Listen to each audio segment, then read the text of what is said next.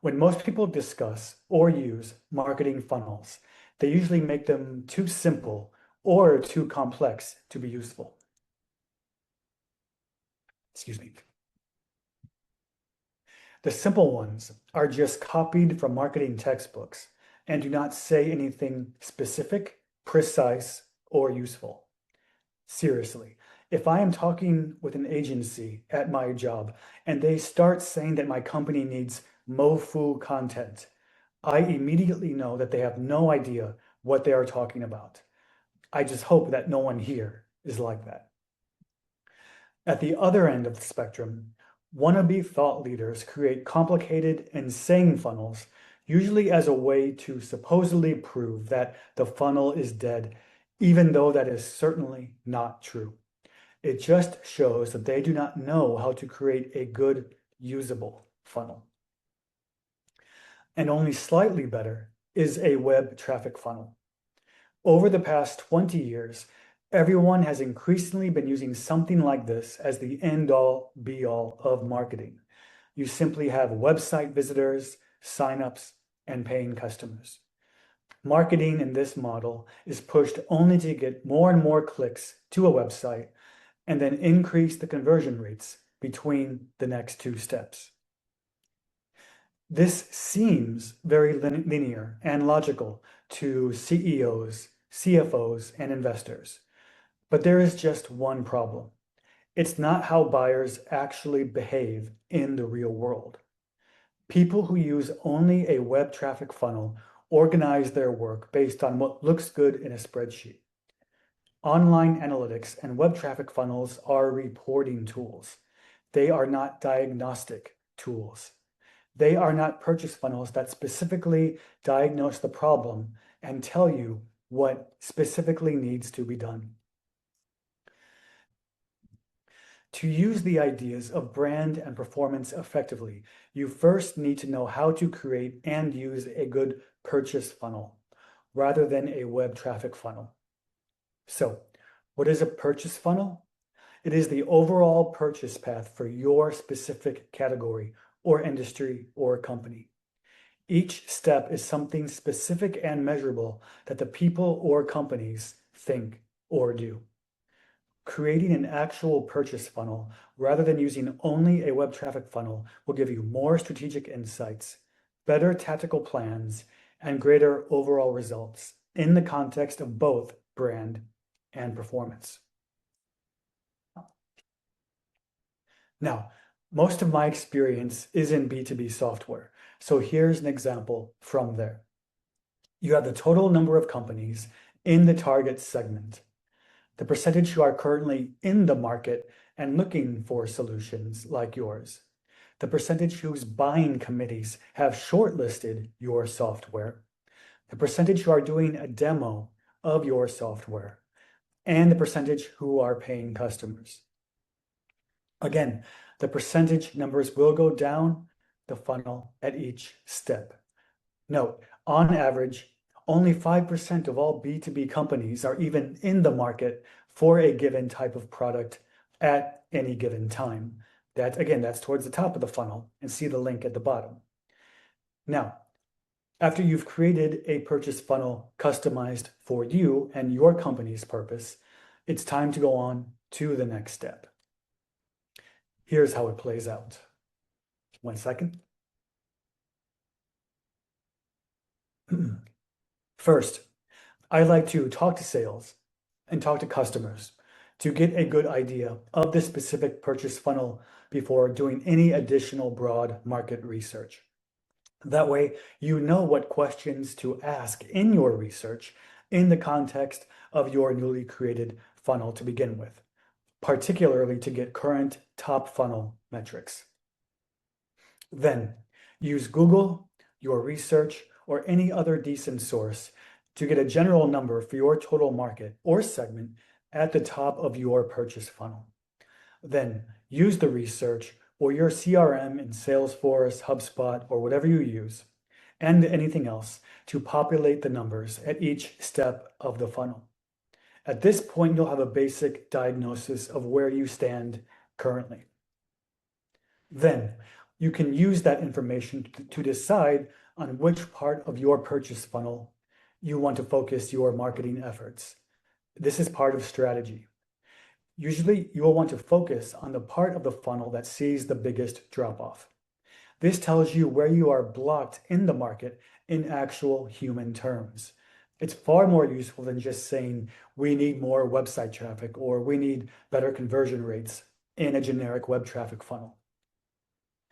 Take my B2B software funnel example. Maybe the biggest drop-off is in not making buying committee shortlists.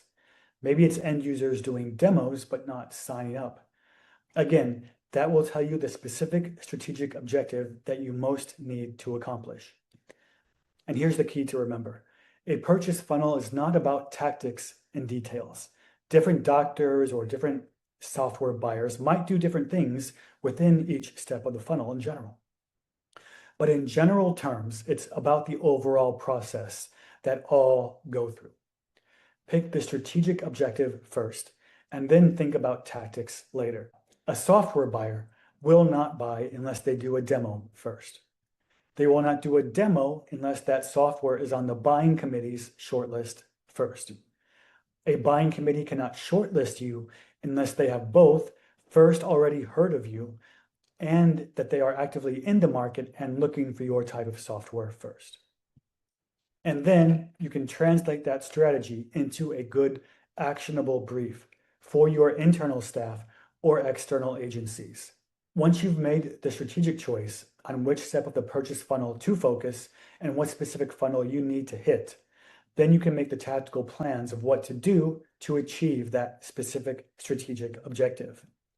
For B2B companies, if you want to get more companies in the market to look for a solution to a problem or need that you address, you might want ads, event booths, or publicity and PR. If you want to encourage more buying committees at companies to shortlist you, then you might use ABM email campaigns or private events to curry favor with those executives and then measure TOMA, top of mind awareness, later. If you want to increase the percentage of demos to closed deals, that's where salespeople come in. Remember, there should not really be a division between sales and marketing. Remember the promotion mix on which my column is named within Marcom. Salespeople are just one type of Marcom channel or tactic that you can deploy. If you are targeting a segment of people, you can target them with ads, you can target them with salespeople or other things. B2B software. You might get quick sales by pushing companies that have done demos to sign the sales contract. But the real money comes over the long term by getting all, say, 10,000 companies in the segment all the way down the funnel to that point. And again, that takes time. Binet Field's whole point is that in every context, you need to split your time and resources and budgets between the short term and the long term, the different steps of the funnel to get sales both today and tomorrow. What exactly you should do and how much you should spend just depends on your specific context. It just depends on your purchase funnel and what its current metrics are today. But as many of us have probably seen at our companies, everyone thinks only about the short term today. CEOs want more sales, leads, and money tomorrow. But I've always put it like this. You can take all the easy, low-hanging fruit at the bottom of the tree today. But if you don't plant the seeds to grow more fruit tomorrow, then you're going to go bankrupt tomorrow because there won't be any more fruit to pick. It's always about balance. Now, here's a great story on LinkedIn. I'm going to do the one thing you're not supposed to do during a presentation and read from this slide word for word. But because it's important, so please listen. You don't need to read. I'll read. Quote, I spent 3 years as a CRO with marketing reporting to me. We hit our numbers. The board was happy. Our attribution looked clean. But over time, I realized something about marketing. We were hitting our short-term goals while quietly stripping marketing of its purpose.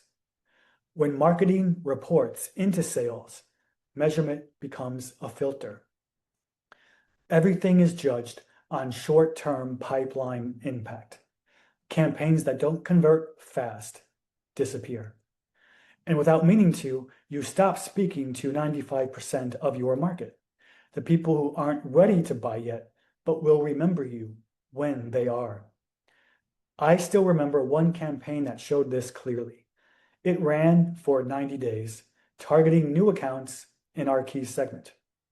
Pipeline impact, almost none. But 6 months later, those same accounts started showing up in inbound forms, webinars, and sales conversations. The campaign hadn't failed. Our lens of measurement had. That experience changed how I think about marketing and data. If marketing wants to stay strategic, it needs to take back ownership of how results are captured and shared. It starts with knowing what to measure. Not every touch point leads to revenue right now, but every meaningful interaction contributes to it. That's from a CEO now. Link at the bottom of this slide. I would save this LinkedIn post. Ladies and gentlemen, there you have it, and there you are. And now, my thoughts on all of this in a B2B context. Historically, brand building has never been a priority in B2B, at least not in the SaaS world. The goal is simply often to spam people by other names and push them to sign up or talk to a salesperson. But what many in the B2B world forget is that you're not just selling to an end user who will use your product. You're selling to an entire committee of which the end user is just one member. This shown is just a small example. A buying committee might be 2 people or 30 people, and everyone from the end user to finance to legal to procurement to the ultimate decision maker has different pressures and needs. And how do buying committees operate? It's basically like high school. Nobody wants to stand out. Nobody wants to take a risk. No one wants to get made fun of. No one wants to get fired. Everyone goes with the safe option that everyone else wants and does whatever is trendy and what everyone else wants to do. There we go. In the US in the 80s and 90s, there was the famous tagline, "No one ever got fired for buying IBM." That same idea holds true today. Your targeted end user might love your product and all your great features, but you're dead in the water if you don't pass the whole committee. And the committee won't shortlist you as an option to even try if they have not heard of you in the first place. Here are some general principles based on the latest research. Remember the purchase funnel that I described for B2B. An end user has a problem or need. They then go to the buying committee. They together make a short list of options, usually based on companies that they already knew from long before there was any need for them. 90% of the time, the winning company is on that short list, and deals are often won or lost before a company ever talks to a salesperson. I will phrase that differently. Companies have usually already decided who they will buy before they ever talk to any salespeople. As a result, if you don't focus on the top of the funnel, you've already lost out on around 75% of future deals. Now, do you see in this example as well why the top of the funnel is important?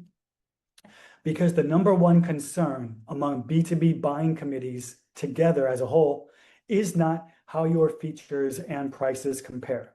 It is one question: will I feel safe signing a contract with them? It is risk mitigation. To use a less fancy word in English, it's cutting out risk as much as possible. So, how should you frame top of the funnel work in B2B? It's actually not that far off from B2C. You need 3 things: distinctive brand assets, category entry points, which are also called jobs to be done or use cases, and creative that is right-brained and emotional. In this next video, I will show a lengthy ad for an HP cybersecurity solution. The distinctive brand asset is Christian Slater, a famous middle-aged actor from the 80s and 90s who is well known by the middle managers in the US who would buy these products. So pay attention to all of the described category entry points, the times when you are especially vulnerable to attackers. And then Christian Slater delivers emotional messaging